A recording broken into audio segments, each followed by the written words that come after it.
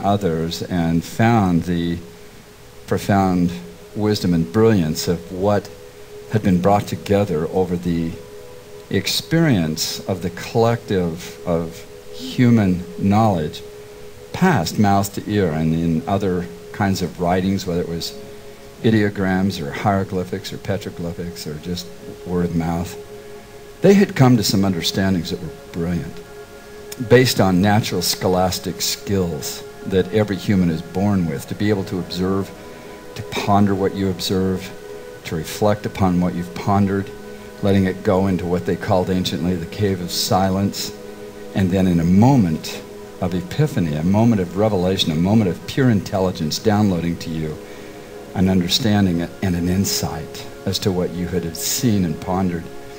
And it was just so cool to read their information about this meal and the 7 mouths of 7 witnesses that attested to this meal.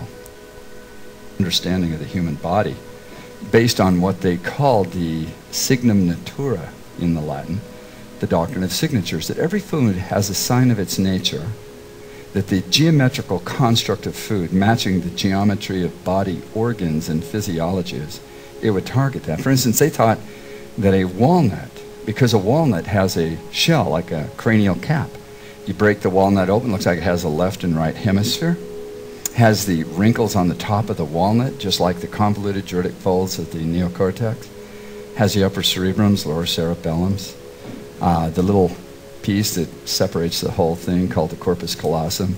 It's all there in the walnut. So they believed that walnuts were brain food based on the signs of its nature. It looks like the brain, so therefore it's brain food. And in today's pharmaceutically hired and paid for botanists who chant learn through academic indoctrination, pre-selected answers to put in blanks on exams, they don't even know that they don't know how to observe and to think. It used to be that education meant a deepening of insight. And now it means you were a good little chant learner. And because you're a good little sheeple, you get a certificate and you can come work in our laboratory. I think we've lost our way a little bit. But now in today's good scientific studies, and there's good science and bad science, science means knowledge. And today there's bad science. And the way you can tell the difference between good science and bad science is if there's a product to bring to market, don't trust it. It's not good science. They're just there to, it comes down to who are you, how much money do you have, and when you need your product on the market. And so a lot of harm is being done in products, but back in these foods and signatures, it's like a stick of celery looks like a bone, snaps like a bone. They believed that celery was bone food. Now we know that celery is 23% phytolytic or plant sodium. The bones are 23% sodium, and because they lied to everybody about salt, salt is actually healthy and vital and necessary to health and repair and maintenance and energy of the human system. They got us all on low-salt diets so that they could introduce antibiotics and drugs and stimulants and antidepressants and everything else. And mostly what people need is to drink water and eat some salt, go for a walk, get in the sunshine, principles of health. But now they know that 3 or 4 sticks of celery each day in about 6 months can begin and or totally remiss some of the worst cases of osteoporosis, just eating celery. But the problem is there's no money in celery, and the problem for the consumer is they actually have to chew. Americans don't like to chew. They would rather swallow a pill or a capsule. And so like a tomato has 4 chambers and it's red, the heart's red, 4 chambers. They believed it was heart food. Now we know it's one of the best heart foods out there. It's no accident we call them kidney beans. That's what it targets. An avocado looks like a womb, and a cervix has 1 swollen seed, just like a woman who's pregnant.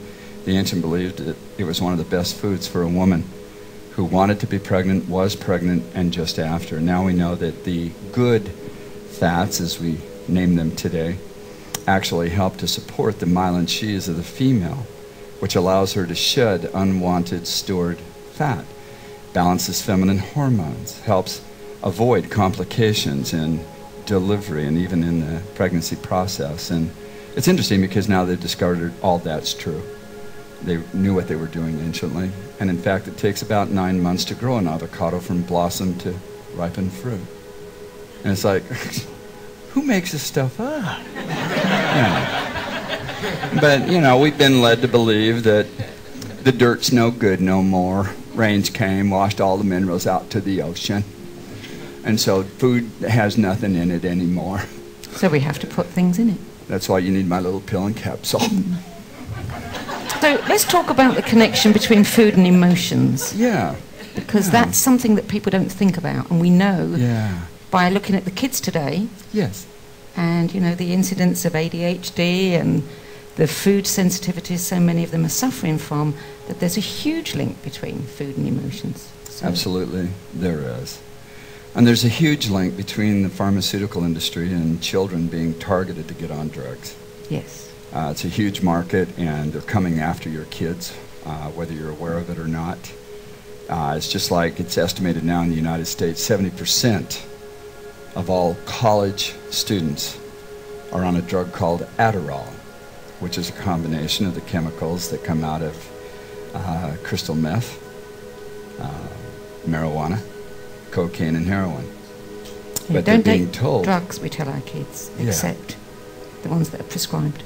Yeah, and the parents are the ones that are pushing this stuff because they think it's going to help their kid focus and get better grades, and that's all we want. Yeah, well, and we've forgotten what an education means. It doesn't mean a certificate to hang on the wall. It means a deepening of insight.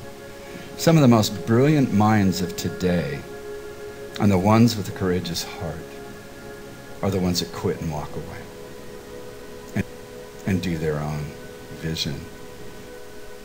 When it comes to the emotions, the neurochemistry of the brain that develops the emotional molecules actually puts it together in the hydronium fluids of the brain from the things that we eat and the things that we're exposed to. If you have a moment of anger or fear, anxiety, those are emotional molecules developed in the chemistry of the brain so that you can respond physically. And so an emotional molecule of anger is just as real as a molecule of calcium or iron or something. It's there now.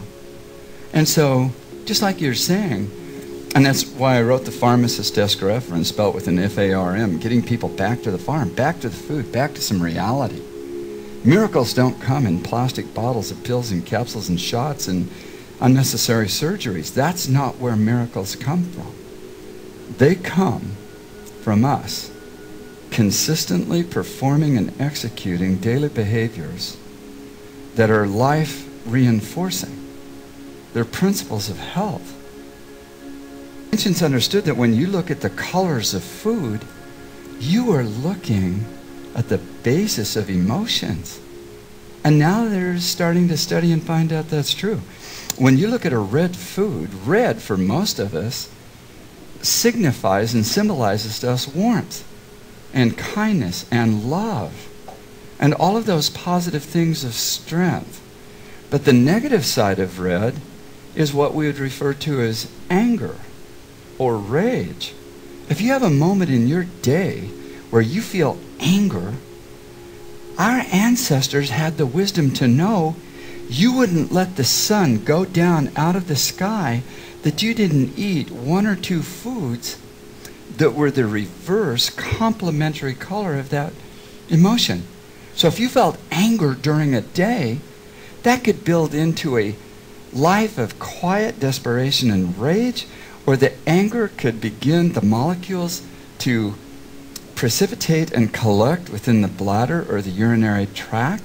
Even to this day, there are fossils of language that if we just listen to them and see where they came from, we'd know what that means. When someone says, "I was so pissed off," anger molecules collect within the urinary tract. They do. And they'll get stuck in the bladder or other parts of the urinary system.